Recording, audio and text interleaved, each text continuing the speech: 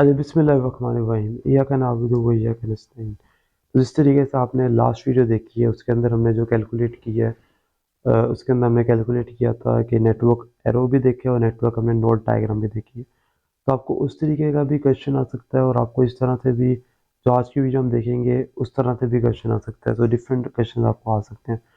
उसके अंदर different practice question भी हैं जो आज की वीडियो के अंदर हम डिस्कस भी करेंगे। आपको पता लगेगा कि इसको हम लोग क्यों कैलकुलेट करते हैं। तो उस वीडियो को देखने से पहले अगर आपने इस वीडियो को सब्सक्राइब नहीं किया तो इसके जितने भी ज़्यादा हो सकते हैं सब्सक्राइबर वो आप बनाएं और उसके बाद इसको शेयर भी करें और उसके बाद इसको लाइक भी करें। और अगर आपको उसके अंदर कोई गलती नज़र आती है इस वीडियो के अंदर तो नीचे आप कमेंट सेक्शन के अंदर उसके अंदर आप बता भी सकते हैं कि इसके अंदर ये मिस्टेक है, ताकि वो उसके वहाँ पर अ, उसको वहाँ पर रिजॉल्व भी किया जा सके और जो दूसरा बंदा उस कमेंट को देखेगा वो उस गलती को वहाँ पर पॉइंट आउट भी कर सकता है। लेकिन इसमें आपको मतलब पूरी देखा जाता है कि इसमें कोई गलती ना निकले, लेकिन कोई भी 95% या 99% चांसेस होते हैं कि गलती ना निकले। तो एक आधा परसेंट में गलती हो भी सकती है। तो उसके बाद आज की वीडियो के अंदर हम देखेंगे, उसका नाम है फंक्शनल पॉइंट। इस फंक्शनल पॉइंट को हम लोग क्यों कैलकुलेट करते हैं और इसको हम लोग किस लिए कैलकुलेट करते हैं। इसके अंदर 5 चीज़ें होती हैं। एक होता है इनपुट्स, आउटपुट्स और इसके बाद external files, internal files, inquiries, ये सारी चीज़ें होती हैं। और इसके अंदर हम लोग ये सारी वैल्यूज़ को हम लोग पुट आउट करते हैं और उसके बाद हम लोग आगे जो भी कैलकुलेशन परफॉर्म करते हैं। अभी आपको मैं जो भी बातें बताऊंगा वो आपको यहाँ यहाँ से गुजर रही होंगी। तो इसलिए आपको वीडियो के अंदर जब आप जाएंगे तो आपको इसकी मज़ीद क्लैरिटी होगी। इसके अंदर मज़ीद डिटेल्स के अंदर बताया गया है किस तरीके से कैलकुलेट करते हैं।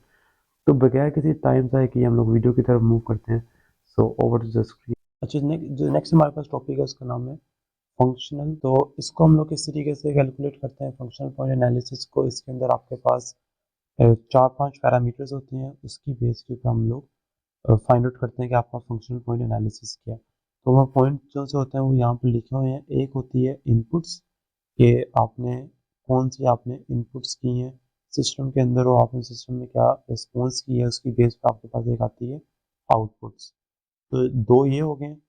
एक आपके पास होगी इंक्वायरीज। इंक्वायरीज क्या होती हैं कि आपने जो सी चीज़, अच्छा, इंक्वायरीज ये होती हैं कि आपने जो सी सर्च किया है या फिर इसके अंदर आप कह लें आपने सिस्टम को कोई प्रॉम्प्ट दी है। तो प्रॉम्प्ट का मतलब आपने उसको कोई इंडिकेशन दी है किसी चीज़ कुछ करने के लिए, उसको आपने इस तरीके से कहा है कि आप उसको एक्टिविटी परफॉर्म करो, वो आपकी क्या हो जाएगी, इंक्वायरीज हो जाएंगी।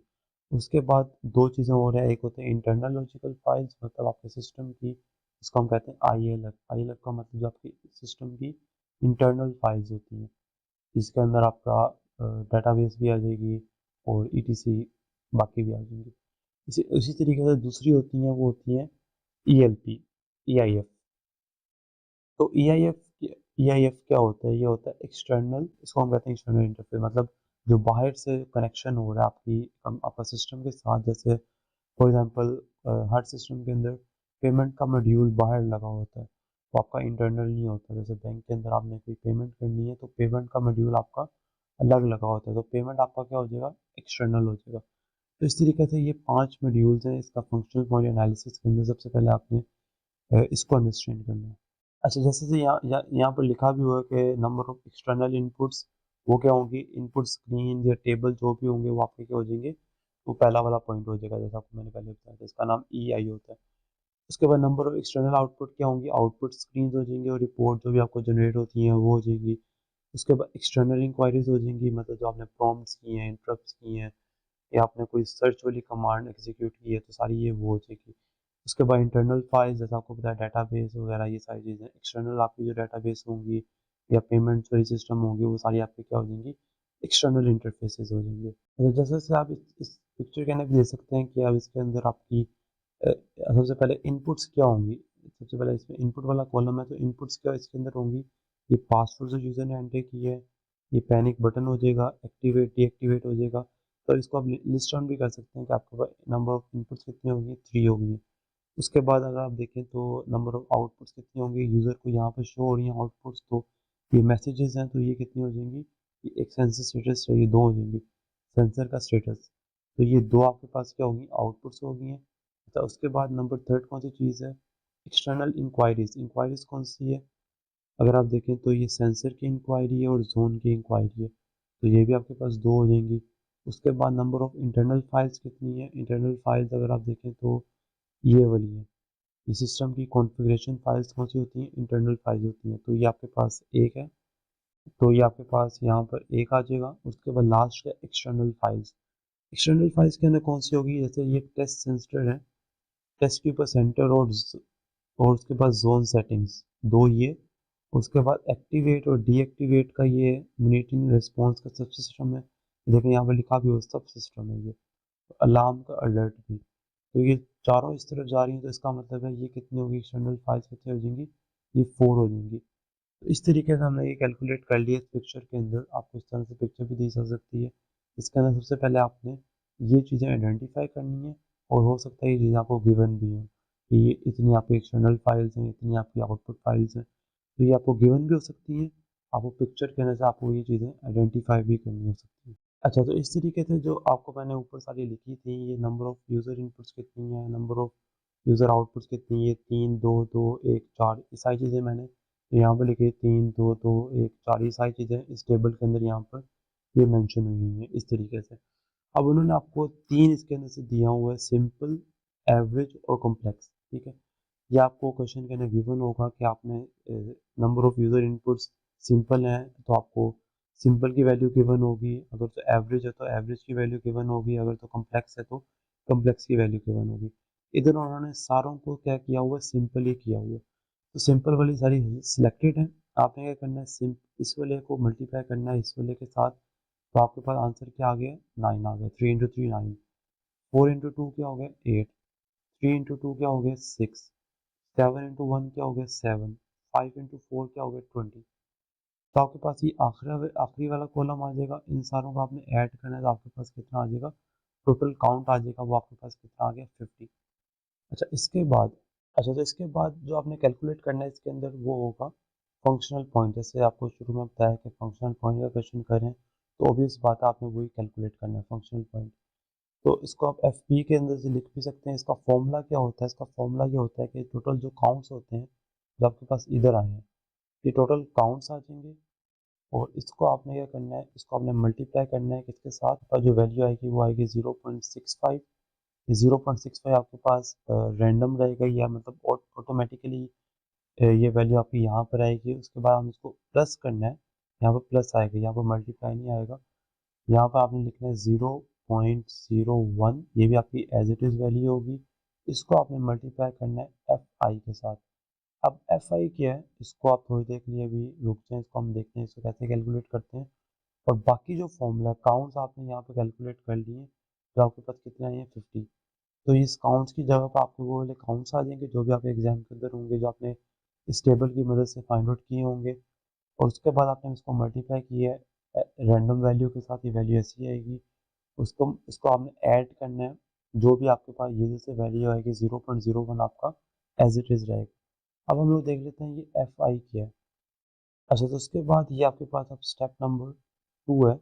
इसके अंदर अब आपने पहले आपने ये सारा कुछ कर लिया, अब आपने क्या करना है, ये आपके पास जो से रूल्स हैं, ये 1 2 3 4 5 6 7 8 9 10 11 12 13 और 14 रूल्स हैं, ठीक है। इन सारे रूल्स को हमने, आप याद भी कर सकते हैं और इसको वैसे भी याद रख सकते हैं कि आपके पास 14 रूल्स हैं। अच्छा जो मेन चीज़ आपने अभी याद रखनी है वो आपने ये वाला टेबल याद रखना है कि ये नो इन्फ्लुएंस का रेटिंग, ये रेटिंग टेबल है। तो नो इन्फ्लुएंस का रेटिंग, तो इसका नॉन इन्फ्लुएंस का 0 है, इंसिडेंटल का 1 है, मॉडरेट का 2 है, एवरेज का 3 है, सिग्निफिकेंट का 4 है, और इसेंशियल का कितना है 5 है। अब वो आपको क्वेश्चन में ये भी कह सकते हैं कि आपने इन सारी 14 वैल्यूज़ को आपने कैलकुलेट करना है इसेंशियल मोड में। तो आप क्या करोगे, आप इसका रेटिंग देखोगे, आपको पता होना चाहिए इसका रेटिंग कितना है 5 है, तो आपने सिंपल इसको करना है 14 मल्टीप्लाई विथ 5, आपके पास क्या आंसर आएगा, जो कि आपके पास आएगा 70। तो इस 70 को आपने ले लेना है। लेकिन अगर आपको वो ये कहें कि इस 14 में से, जो आपके 14 रूल्स हैं इसमें से 3 आपने लेने हैं मॉडरेट के अंदर, तो मॉडरेट के अंदर क्या वैल्यूज़ हो गई, 2 हो जाएगी, जिसका मतलब है 3 को आप मल्टीप्लाई करोगे 2 के साथ, तो आपको कहेंगे बाकी 5 जोन से अब आपने लेने हैं सिग्निफिकेंट के अंदर, उसकी कितनी वैल्यू है, 4 है, तो मल्टीप्लाई 5 मल्टीप्लाई 4, और बाकी 6 रह गए हैं, तो बाकी 6 आपने लेने हैं इंसिडेंटल मोड के अंदर। तो इंसिडेंटल की वैल्यू कितनी है, रेटिंग कितनी है, 1 है, तो आप क्या कर लेंगे 6 इंटू 1, तो 6 इंटू 1 ये होता है 6, 5 इंटू 4 20, और 3 इंटू 2 6, तो इन सारों को आपने ऐड कर लेना है, 20 प्लस 6 आपके पास क्या हो गया 26, 26 प्लस 6 क्या हो गया आपके पास, ये आपके पास आ जाएगी वैल्यू 32। तो इस तरीके से आपके पास ये वाली वैल्यूज होती है वो कैलकुलेट हो जाएंगी। लेकिन इस क्वेश्चन के अंदर अगर आपको वो ये कहें कि सारी वैल्यू जो होती है वो मॉडरेट मोड के अंदर कैलकुलेट हुई हुई है, 14 की 14 वैल्यू आपकी कितनी इसमें कैलकुलेट हुई है, मॉडरेट मोड के अंदर, तब आपने क्या करना है, आपने 14 को सिंपली मल्टीप्लाई कर देना है 2 के साथ, जो आपके पास आंसर क्या आ जाएगा, वो आ जाएगा 28। तो ये जो सा 28 होगा इसको हम कहेंगे ये आपके पास क्या है, एफ आई। तो वापस अगर आप वापस उस फॉर्मूले के अंदर जाएं तो फॉर्मूला आपके पास क्या था, ये वाला फॉर्मूला था, इसके अंदर अब आपके पास काउंट्स भी आ गए, काउंट्स आपके पास कितने हैं, 50 है। तो एफ पी के अंदर वैल्यूज को पुट करते हैं आप, कि एफ पी आपके पास कितना आ गया है, ये 50 काउंट्स आ गए हैं, उसके बाद आपने क्या करना है, मल्टीप्लाई करना है, आगे आपके पास 0.65 है, और प्लस आपने किसका करना है 0.01, और इसके साथ आपने मल्टीप्लाई किसको करना है, जो आपके पास ये 28 आया, तो इसको आपने यहाँ से मल्टीप्लाई कर देना है। अब इसको हम लोग कैलकुलेट आप करके देख सकते हैं कि आपके पास क्या एफ पी आता है, तो आपके पास ये इसका फंक्शनल पॉइंट कितना आ जाएगा, 46.5 आपके पास इसका फंक्शनल पॉइंट आ सकता है, इसको आप सॉल्व करके देख सकते हैं। तो इस तरीके से अब इसका अगर तो उन्होंने डिफरेंट दिया हुआ, अगर वो देते हैं 70, मतलब सारों का इसेंशियल ही है, तो आप इस 28 की जगह सिर्फ और सिर्फ आप क्या लिखते हैं 70 लिखते हैं, फिर इसको कैलकुलेट करते हैं तो आपका फंक्शनल पॉइंट ये ज़्यादा आना था, ये हाई आना था। तो इस तरीके से हमने ये फंक्शनल पॉइंट कैलकुलेट किया है। अच्छा, तो हम लोग एक और क्वेश्चन इसका डिस्कस कर लेते हैं, फंक्शनल पॉइंट का हम लोग एक और क्वेश्चन डिस्कस कर लेते हैं, जो कि आपके पास ये है। तो इसके अंदर आपको उन्होंने कहा क्या कहा हुआ है, क्वेश्चन को रीड कर लेते हैं कि आपने कैलकुलेट क्या करना है, फंक्शनल पॉइंट करना है, when complexity adjustment factors are significantly complex product and weighting factors are high। तो वेटिंग फैक्टर्स इसके अंदर आपके पास क्या आएंगे, आपको जैसे पिछला आपको टेबल आपको पता है। अच्छा, तो अब आपने इन दो टेबल्स को फॉलो करना है। इसके अंदर अब उन्होंने क्या कहा हुआ है कि जो आपका वेटिंग फैक्टर्स आर हाई, तो इसको जो सा आप इसको लो कह लें, इसको आप मीडियम कह लें, और इसको आप हाई कह लें, तो आपका ये तीसरा वाला कॉलम क्या हो जाएगा, हाई। उन्होंने आपको कहा आपने इस वाले टेबल को देखना है, जैसे पिछले वाले के उन्होंने आपको कहा था सिंपल वाले को देखना है, इसमें उन्होंने आपको कहा है कि आपने हाई वाले को देखना है। अच्छा, अब प्रोडक्ट्स आपकी फैक्टर्स कौन से होंगे, सिग्निफिकेंटली भी होंगे, सिग्निफिकेंट मतलब ये भी होंगे, तो इसके कारण उन्होंने आपको कहा कि आपका जो सा जो आपका सारी वैल्यूज होंगी वो आपने किस रेटिंग में कैलकुलेट करनी है, सिग्निफिकेंट वाली रेटिंग के अंदर आपने कैलकुलेट करनी है। तो इस तरीके से हमने अब ये आपको सारी वैल्यूज दी हुई हैं, सबसे पहले आपकी इनपुट है, उसके बाद यूज़र आउटपुट है, यूज़र इंक्वायरीज हैं, यूज़र की इंटरनल फाइल्स हैं, उसके बाद कौन सी एक्सटर्नल फाइल्स हैं। तो अब इसको हम कैलकुलेट कैसे करेंगे, जो आपके पास ये सारी वैल्यूज है इसको हम मल्टीप्लाई कैसे करेंगे इसके साथ। तो 55 का हमें सबसे पहले क्या कर लेना है, नीचे हम कर लेते हैं इसको 55 मल्टीप्लाई बाय 6, और उसके बाद 35 मल्टीप्लाई बाय सेकेंड वन 7, और उसके बाद कौन सा है 40 मल्टीप्लाई बाय 6, और उसके बाद नेक्स्ट जो आपके पास वैल्यू है वो आपके पास ये 8 है। तो आपने क्या करना है, 8 को मल्टीप्लाई करना है 15 के साथ, 8 मल्टीप्लाई बाय 15, और उसके बाद आपने एक्सटर्नल फाइल्स को मल्टीप्लाई करना है 5 इंटू 10, तो ये आपके पास ये सारी वैल्यूज आ जाएंगी। तो इसको जब आप कैलकुलेट करेंगे तो आपके पास क्या आएगा, तो इसको जब आप कैलकुलेट करेंगे तो आपके पास जो सी है ये सारी वैल्यूज आ जाएंगी, इनको मल्टीप्लाई करने के बाद।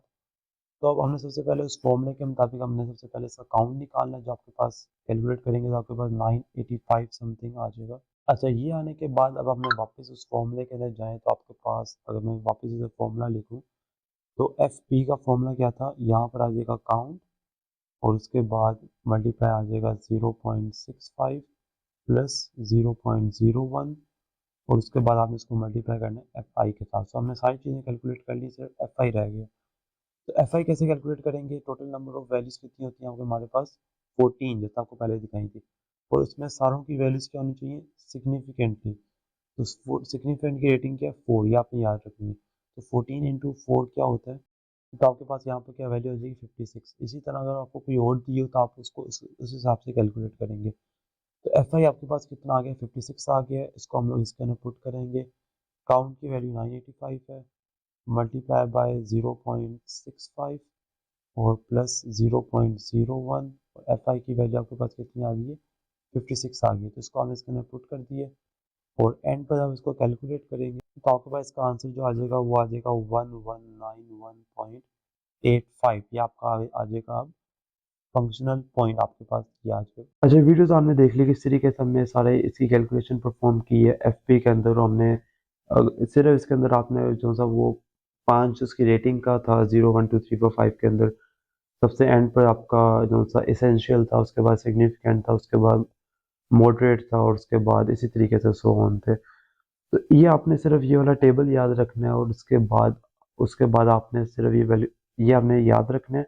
इसी इसी से आपकी जो सारी कैलकुलेशन परफॉर्म हो जाएंगी, और आपको मजीद कोई चीज़ याद नहीं रखनी, से समझ नहीं है कि आपने इस तरीके से इसको सॉल्व करना है, और आपका ये फंक्शनल पॉइंट वाला क्वेश्चन आपका इजीली इसको आप सॉल्व कर सकते हैं। और इसी तरीके से आप लोग नेक्स्ट वीडियोस के अंदर भी हम लोग नेक्स्ट वीडियो देखेंगे, उसके अंदर हम लोग कोकोमो देखेंगे, और उसके अंदर उसका जो मॉडल है वो हम लोग देखेंगे किस तरीके से कैलकुलेट करते हैं।